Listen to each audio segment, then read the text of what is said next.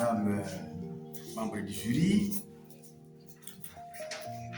distingués invités, chers condisciples, bonjour. Nous voici devant vous pour vous présenter notre projet de recherche intitulé « Didactisation de la crise d'identité dans un fou noir au pays des Blancs » de Pichibanda Wamouela Boujitu. De l'expérience migratoire à la crise identitaire. La littérature africaine contemporaine accorde une place grandissante à l'expérience migratoire, à la confrontation des cultures et aux formes de déstabilisation du sujet qu'entraîne l'exil, la discrimination et la perte des repères. Dans un fou noir au pays des Blancs, l'expérience autobiographique met en scène le passage brutal d'un intellectuel congolais reconnu à la condition d'étranger, soupçonné, contrôlé, minoré et renvoyé à sa couleur de peau. Le déplacement géographique devient alors un déplacement symbolique. La compétence, l'histoire et les statuts sociaux du sujet s'effacent devant les assignations identitaires imposées par l'espace d'accueil. De la crise représentée à la crise didactique. Cependant, l'intérêt de l'œuvre ne réside pas seulement dans la représentation d'une crise. Par son humour, sa structure testimoniale, sa force satirique et sa dimension alimentative, Pichibanda transforme cette expérience en objet de compréhension et d'apprentissage. Le présent travail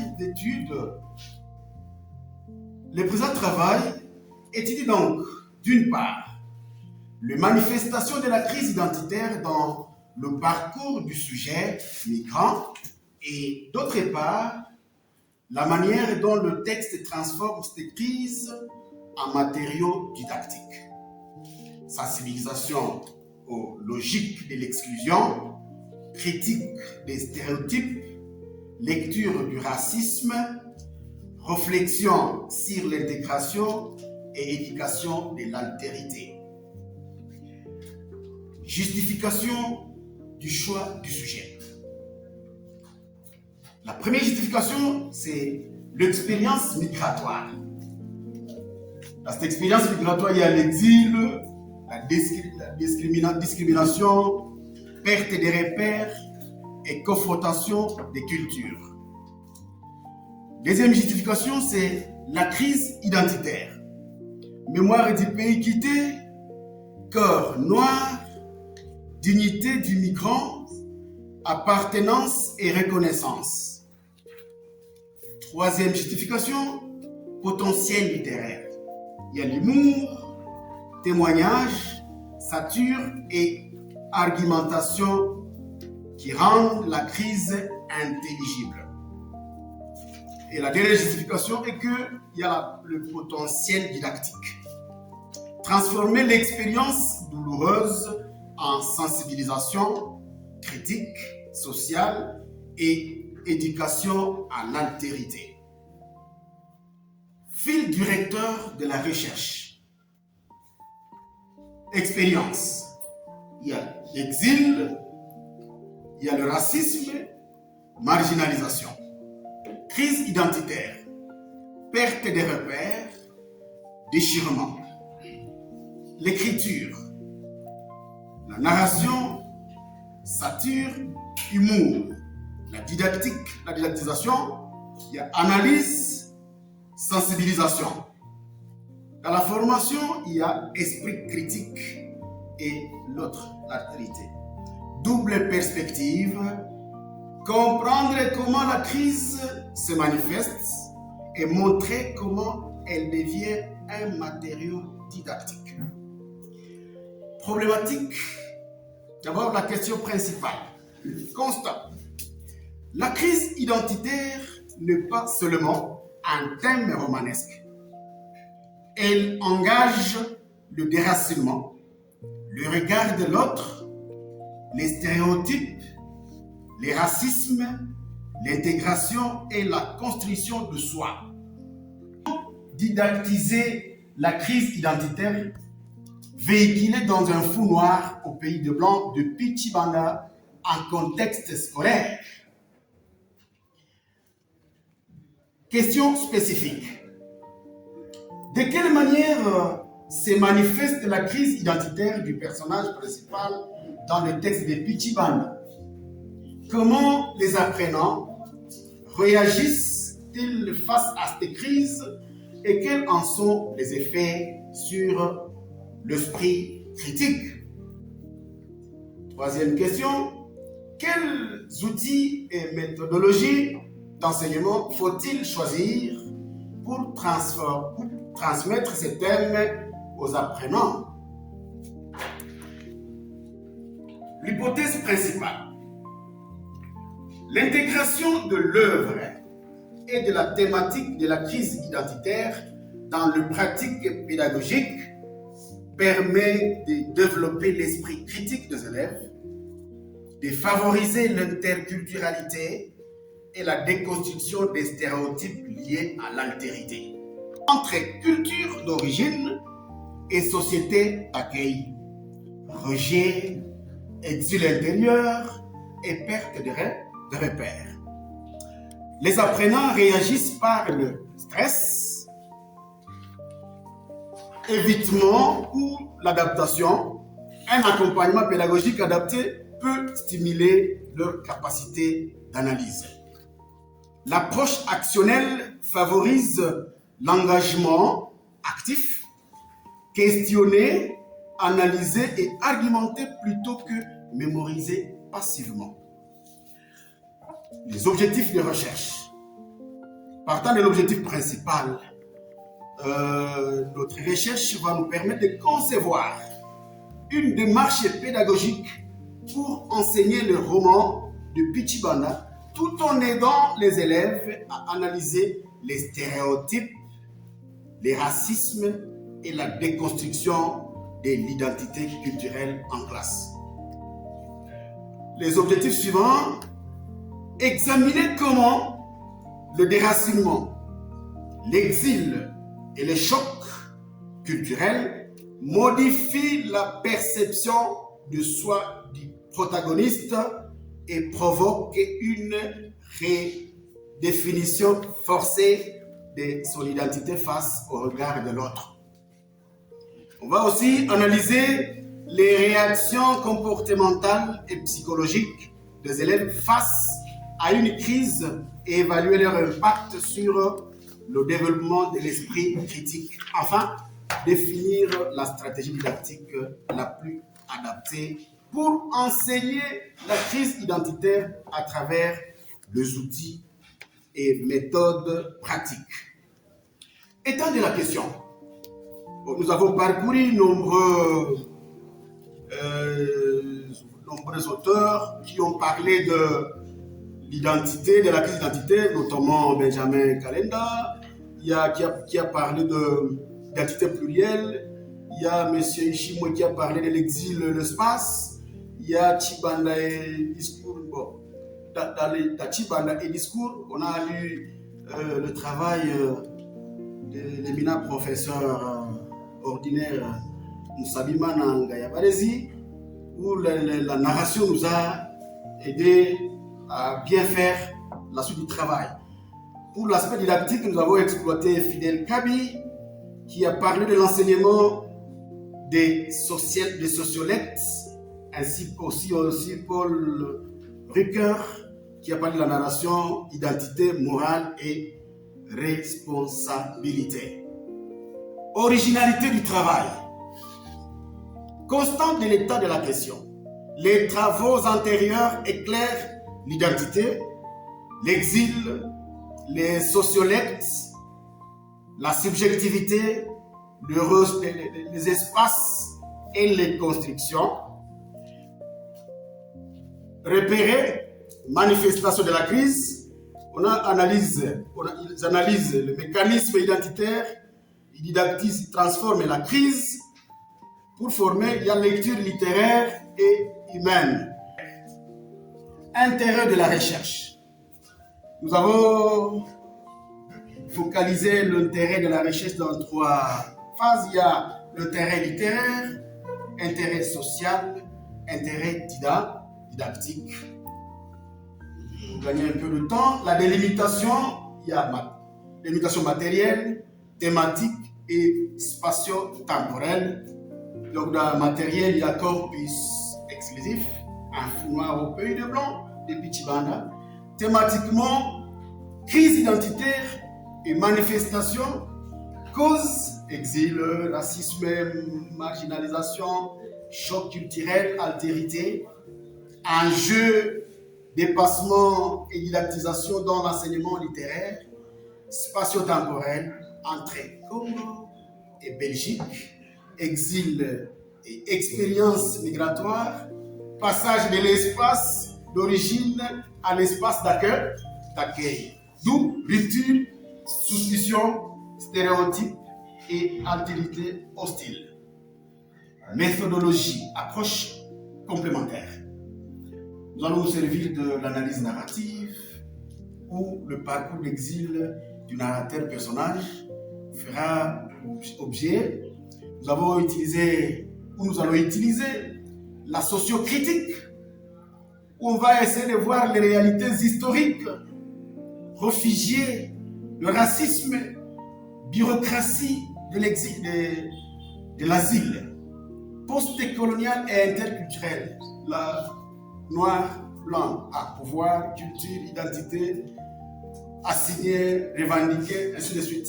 On va parler aussi on va utiliser aussi l'analyse du discours, la géocritique, réceptive et didactique. Démarche pratique et technique de recherche. On va procéder par la lecture analytique du roman.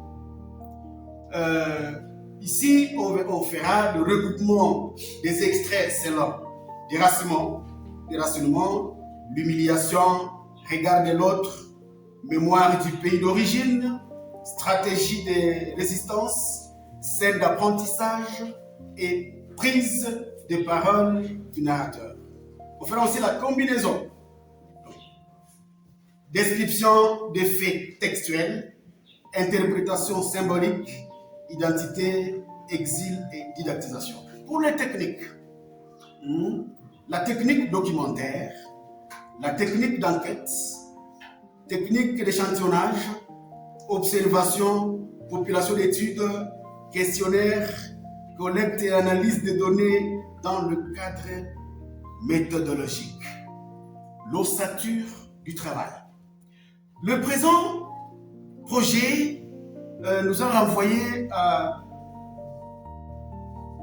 élaborer ou à dresser le chapitre qui va constituer la charpente de notre travail. Merci. Oui. À vous la parole. Merci, Monsieur le Président. Ce plan de travail a fait beaucoup d'intérêt. C'est vraiment des sujets déjà approfondis parce que la formulation des différentes parties est claire, logique. Donc, bravo pour cela. J'ai quelques petites remarques vraiment très minimes. Et ça concerne la forme. Je vais répéter donc les titres d'ouvrages doivent être mis en italique. Et vous trouvez cela à la page 1. Et si vous continuez à parcourir les autres pages, donc j'ai signalé cela avec des soulignements. Alors,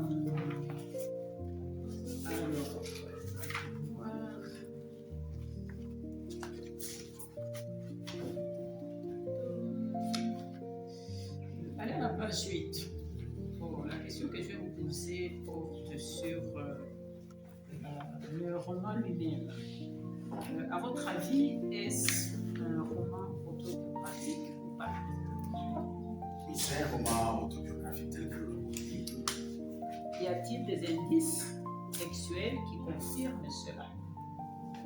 Oui, mais bon, il y a des indices, bien sûr, parce que quand vous voyez, quand vous vous rendez compte qu'il y a l'auteur lui-même, dit, moi, je quitte mon pays pour aller dans un pays d'exil.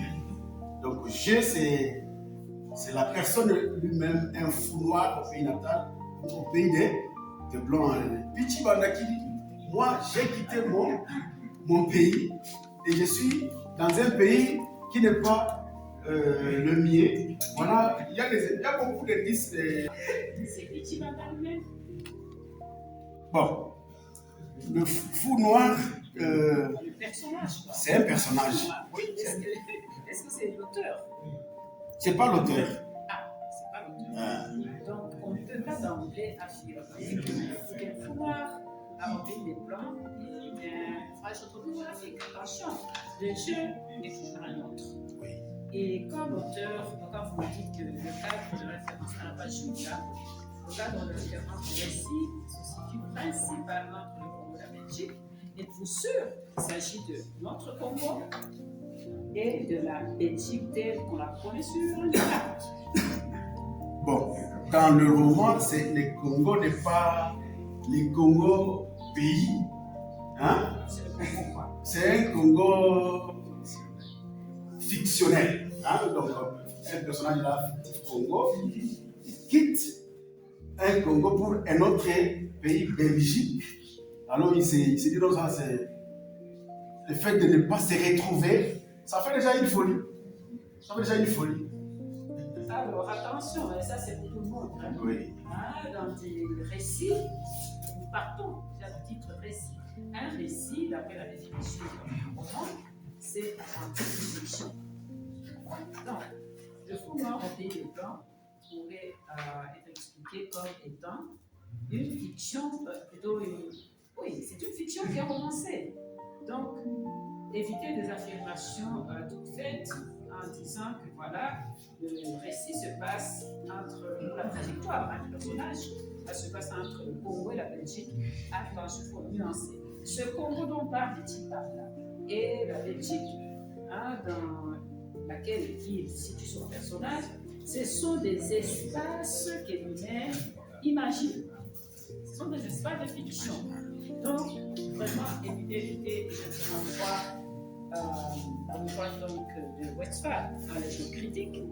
Là-dedans, vous allez trouver des informations justement qui parlent de l'espace, hein, de l'espace référentiel par rapport à l'espace réel. Le Congo, la République démocratique du Congo, c'est un espace réel. Mais le Congo de Petit-Bandia, c'est une référence, n'est-ce pas, qui donne justement l'allusion de parler ou d'évoquer un espace réel, mais n'oubliez pas que le Congo et la Belgique, décrits dans un fond noir au pays de blanc, ce sont des espaces fictifs. On perd avec cela. Et donc, dès qu'on parle de fiction, on parle de transformation, on parle d'exagération, et ainsi de suite. À la page 10, vous allez trouver encore une fois le titre qui n'est pas souligné, donc qui n'est pas mis en italique, donc payer cela. Et ma dernière observation concerne la bibliographie. On ne voit pas de bibliographie dans ce plan de travail. Pourquoi cela? Est-ce que vous avez toutes les œuvres dans vos têtes? Vous pouvez pas les noter sur un bout de papier pour la bibliographie qui va vous aider à analyser cette question de crise identitaire. Oui. En fait, le travail est en train d'évoluer. Les extraits ou les citations que nous utilisons ont de références et des auteurs. Alors nous capitalisons tous ces auteurs dans la bibliographie, nous sommes réservés de ne pas mettre la biographie, c'est une erreur, mais elle est déjà. Ah, c'est une erreur. Hein. Euh, Parce que elle est déjà. cette biographie sommaire apparaît déjà à ce niveau de travail, sur cette travail. La biographie est déjà préparée. Elle est déjà préparée. Vous montrer à qui évalue ce plan, quelle orientation votre travail va. Vous avez justement évoqué les méthodes que vous allez utiliser. Et une méthode signifie une théorie. Donc il faut absolument présenter cette bibliographie, mais sommaire. Alors, vous traitez d'une question que je considère assez sensible. La crise identitaire, on peut la vivre à n'importe quel moment, à n'importe quel âge. Et bien sûr, on a affaire à un personnage adulte qui souffre du fait d'être incident, qui souffre du fait d'être regardé comme l'autre, n'est-ce pas? La question porte sur justement la didactisation de ce concept de crise identitaire. Alors, imaginez-vous devant une classe, comment allez-vous didactiser ce concept, surtout dans notre espace quotidien? Elle est là. Comment allez-vous adresser ce concept, analyser ce concept dans une classe d'adolescents qui peut-être vivent dans les crises identitaires? Comment allez-vous s'y prendre? Bon, merci. Peut-être qu'il y a des extraits qui montrent réellement qu'il y a une crise identitaire sur le plan d'abord personnel, sur le plan social, sur le plan culturel et socio-culturel. Alors, j'ai essayé de dégager ces extraits-là et que je peux formuler un petit questionnaire où je vais mettre ces extraits et que les enfants pourront nous aider à dégager le marque de ces crises à travers l'extrait-là, les extraits du roman. Donc, didactiquement, en tout cas, il faudrait que je dégage des extraits qui montrent cette crise-là d'identité, mais de différentes facettes. Okay. C'est un sujet très délicat. Très délicat. Alors, s'il y a une élève ou un élève qui vous dit, mais monsieur, bon, je me retrouve dans ce personnage, comment vous allez réagir à une telle situation? Là, c'est vraiment concret. Est-ce que c'est permis de recourir maintenant à la sociocritique, à la socioculture, pour adresser ce tel problème? Et pour terminer, c'est juste une recommandation. Donc, nous avons dit que Un fou noir rempli de blanc, c'est une œuvre à tendance ou à caractère biographique. De même qu'un autre roman de Pius Ngandou Kachama, intitulé Vie et meurt d'un primitif, en 1992. Feu Pius Ngandou Kachama a vécu en France aussi et a plus ou moins vécu la même situation que le personnage du fou de Pichibanda. Donc, pourquoi est-ce que je vous recommande cet ouvrage? Si vous pouvez lire, vous allez trouver beaucoup d'intertextualité, voilà. Mais pas beaucoup, mais vous vous demandez si Pichibanda, il doit être plus jeune que fait Pius. A-t-il lu l'œuvre de Pius pour développer, créer son personnage? Et là-dedans, vous allez trouver une autre question très importante qui a un rapport avec la chose critique, c'est la problématique du regard, le regard inversé. Donc, la crise identitaire, le personnage y est confronté à travers beaucoup de moyens, si vous voulez, beaucoup d'espace. Et c'est tous les sens que l'auteur convoque aussi, justement pour parler de cette crise. Mais le regard paraît le plus dangereux, le plus large, si vous voulez, la plus violente. Hein? Donc, encore une fois, recommandation, lisez la critique. Là, vous allez trouver l'intervention de ce que Westphal appelait de la polysensorialité, où finalement tous les sens sont convoqués pour décrire justement ces espaces qui donnent l'impression d'être des espaces réels et qui demeurent des espaces référentiels. Donc, je pense que ça pourra vous aider vraiment. Parce que tu parles de l'espace là-dedans. OK? Et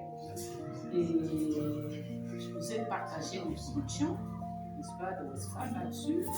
C'est déjà un point de départ. Parce que le reste du livre, c'est vraiment des interventions d'autres auteurs.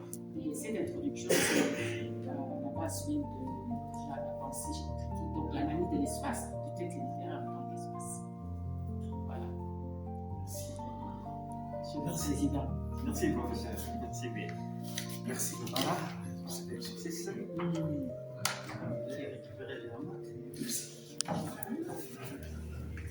Muhindo César.